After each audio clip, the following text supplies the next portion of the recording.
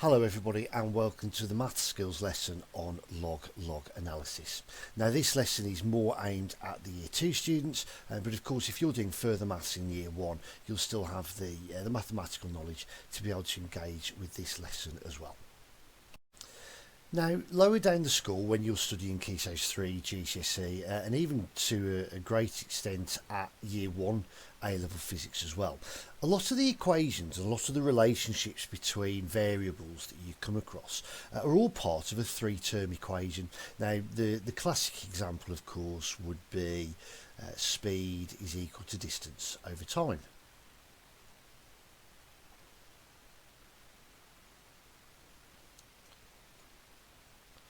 Or of course, if you really wanted to, you could say velocity is displacement over time and give the vector version of that as well, but that's not really the point.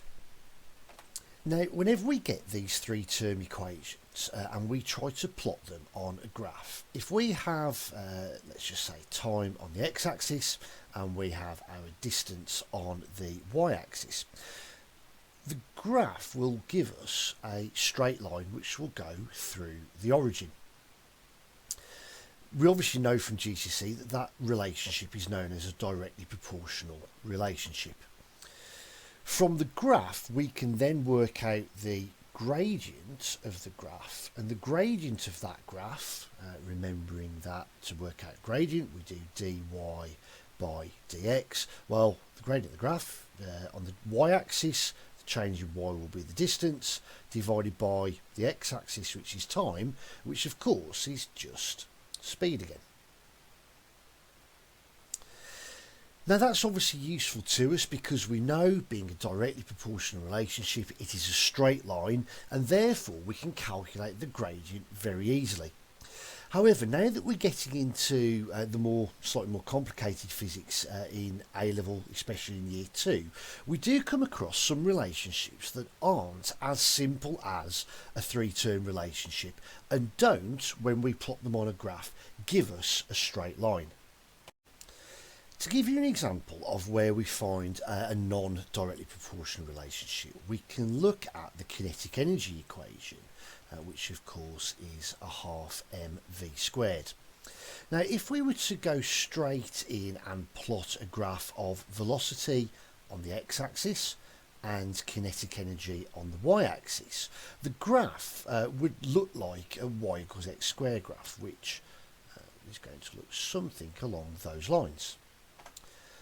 Now, of course, one easy way to solve that is, rather than plotting a graph of kinetic energy against velocity, we can plot a graph of kinetic energy against velocity squared, which would then give us a straight line through the origin, where the gradient of that graph would be half of the mass of the object of the system that we were measuring the kinetic energy of. To remind yourself of how that works, if you can't work that out straight away, I suggest you go and have a look at the math skills lesson on straight line analysis, and that hopefully will make that point about the gradient obvious to you. Now, to take this idea even further, there may become situations where you don't know the relationship between two variables at all. You can see that there's some kind of link between them, as one of them increases, the other one's increasing, but not necessarily in an obvious way. Now, one classic example of this comes when we look at planetary data, when we look at the distance from the sun, in other words, how far the planet is from the sun, and we look at the orbital period, again, in other words, how long it takes to do one complete lap around the sun, what is the length of the year for that planet. If we have a look at Venus and at Mars, these will give us probably the best idea of what's going on here. If we look at the distance from the Sun, from Venus to Mars, we're going from 108 to 227. Now, if we think about the numbers, if we take 108.2 and double it, then we get 216.4. Now that's just a little bit less than the distance that Mars is from the Sun. but close enough that we're going to be able to see at least see the point that I'm trying to make here. So what we're basically trying to say is that Mars is just over double the distance from the Sun as Venus is. When we look at the orbital period though, we can see that if we take the orbital period of Venus and we were to double that, we take 224.7 and we end up with 449.4 days. Well, the orbital period for Mars, though, is 687 days. It's quite significantly more than double the orbital period for Venus. And in fact, by looking at that data, the relationship between those two variables, the distance from the Sun and the orbital period in days, doesn't immediately jump out at us. Now this problem, this relationship between the distance and the orbital period is actually covered by Kepler's third law of planetary motion. If you've already seen the gravitational fields videos, you will have already studied Kepler's third law. If not, it's not a problem because we're going to go into very much more general terms in a minute to look at how we can work out what the relationship between these two variables will be.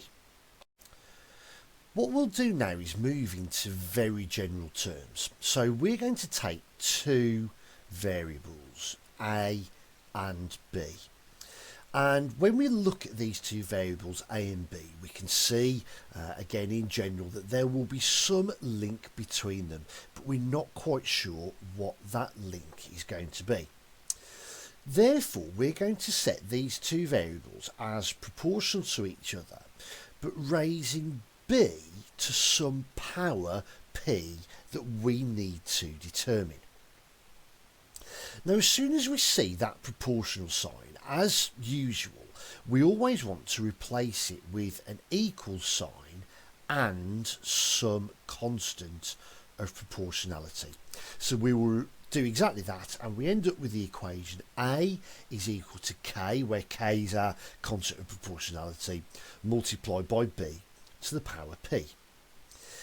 Now at this stage we see why this approach is called log-log analysis. We're going to take the logarithm of both sides.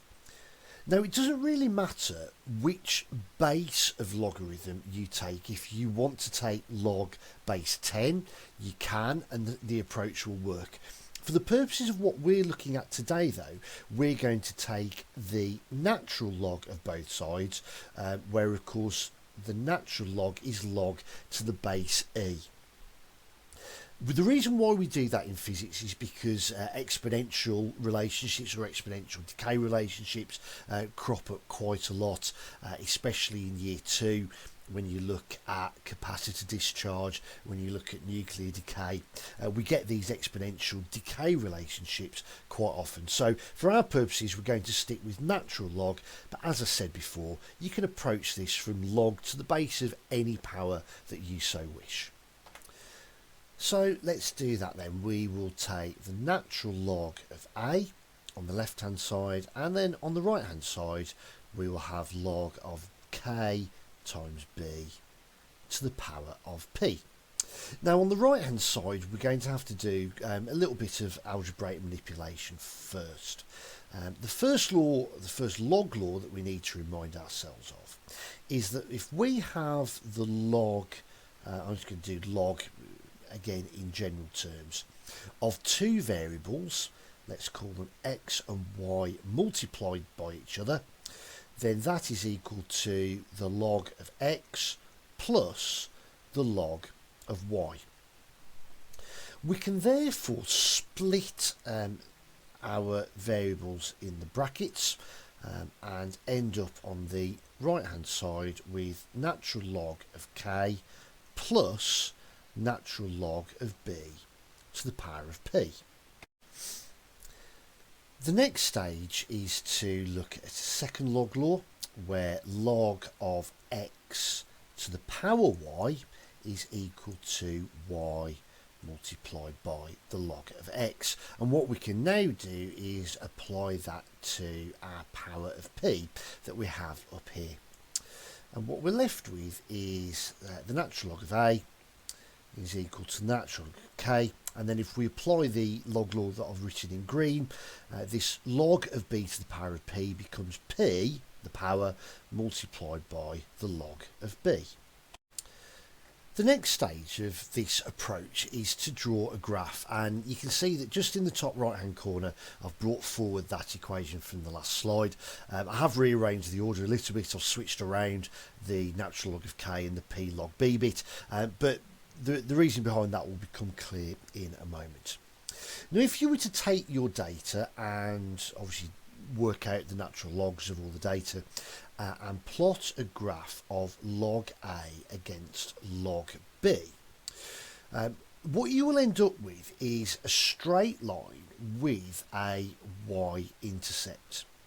Now to see why that's the case, if we come back over to the equation that we brought over from the last slide, and underneath that I will write the general equation for a straight line, which is y is equal to mx plus c. Now if we have a look on the y-axis, we have plotted log of a. On the x-axis, we've plotted log of b.